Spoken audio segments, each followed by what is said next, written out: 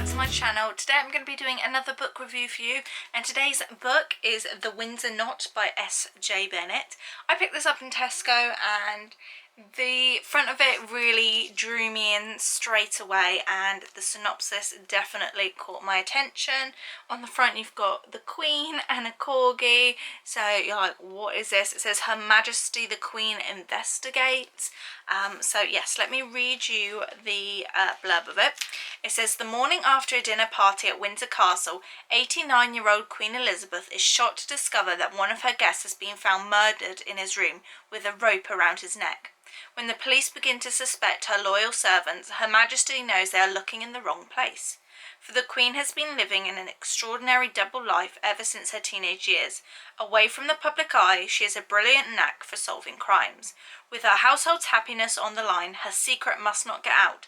Can the Queen and the trusted secretary Rosie catch the killer without getting caught themselves? So that is the blurb of the book. It also has a really fun inside cover like that, and it's got the little corgi on it. There he is. So yes, this drew me in straight away. A murder mystery, tick.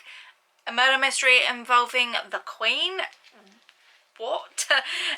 It just sounds so absurd, and you know, I've been to Windsor Castle, so I could picture the setting.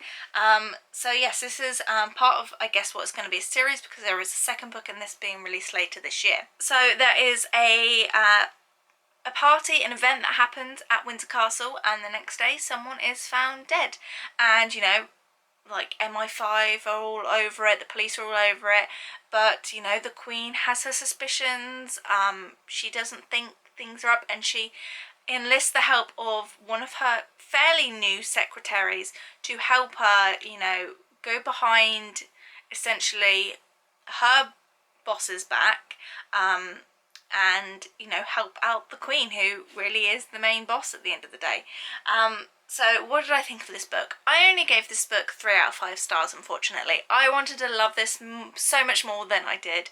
I found it took me quite a while to really get hooked on the book. It wasn't until at least halfway through where I sat down and was like, I actually want to like continue reading this. Before it was like, okay, I'll read another chapter tonight, but it was like, and I can find this with like most books, to be fair.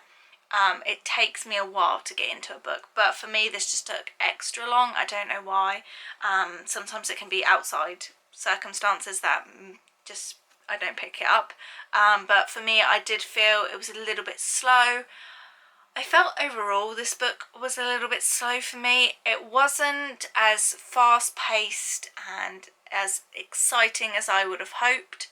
I enjoyed the bits with like Rosie and the Queen a lot more than I did reading from like about the police and those sort of proper investigators, I'd say.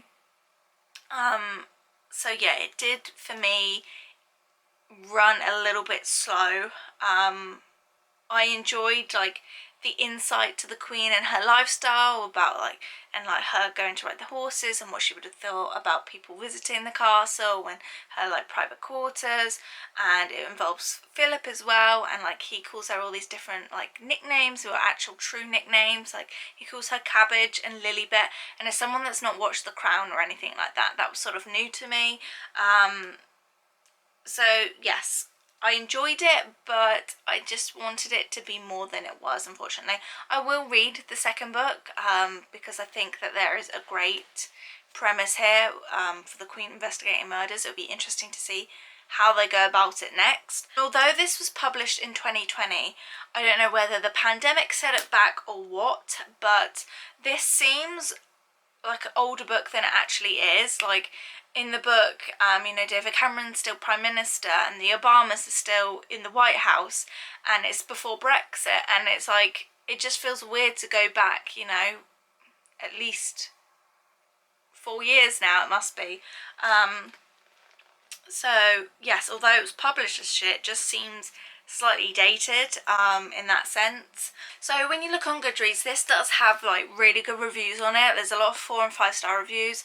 That being said, a lot of them look like they've been sent the book, or you know, have been asked to write these reviews. That's definitely not the case with me. Another thing I found with this book, that at the point it got just a little bit muddled. There were just too many new characters. I got confused about who was who, and I forgot who was who, and that's probably my own fault as well, from like not like being so invested in it at the start. I probably didn't take in as well who different people were, but it did get a little bit muddled, and I think that added to my sort of not enjoying the book as much. The, reveal at the end, obviously I'm not going to go into it, but it didn't really shock me. It didn't blow me away. I wouldn't say it was expected, but I was like, okay. And it wasn't like that. It wasn't like a complete surprise as to who the murderer was. But it wasn't like someone that we'd been introduced to a whole lot in the book. So I was like, well, what was the point?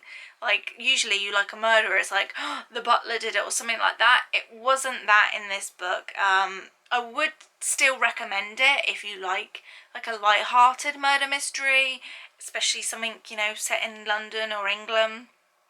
I know Windsor's not in London. But yeah, so I've got high hopes for the next book, because I think there is a lot going for it, but for me it just missed the mark slightly.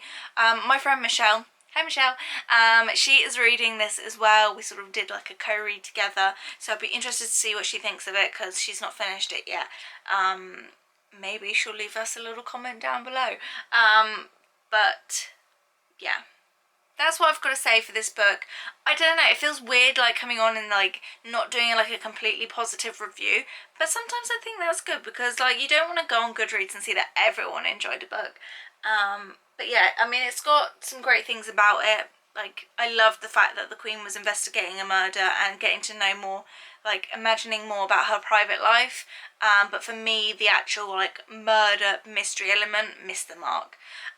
So yeah, that was my little short review on the Windsor Knot. Let me know what you thought of it down below, or if you think you're going to go and pick it up. Don't let my review put you off, because lots of people have still enjoyed it. It shows it on Goodreads. And yeah, so let me know if you want to see more book reviews. Make sure that you subscribe so you see my next ones when I upload, and I will see you very soon. Bye guys.